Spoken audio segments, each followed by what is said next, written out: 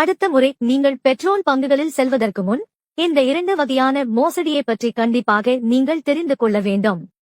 முதலாவதாக jumping scam.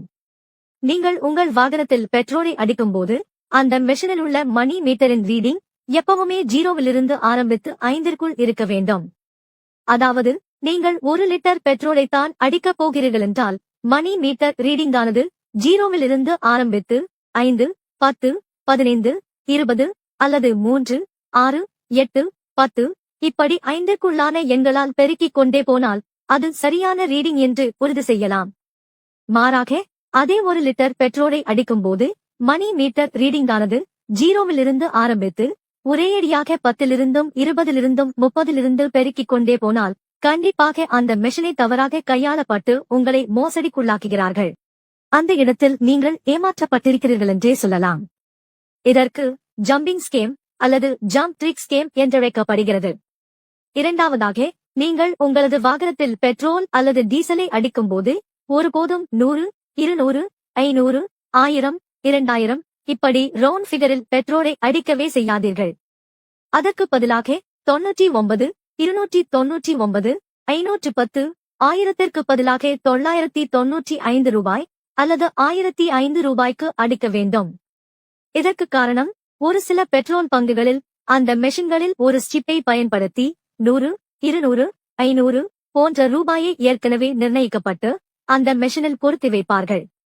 இதனால் நீங்கள் ரவுண்ட் ஃபிகரில் பெட்ரோலை அடிக்கும்போது 3% வரைக்கும் பெட்ரோல் அல்லது டீசல் குறைவாகவே உங்களின் வாகனத்தில் செல்கிறது.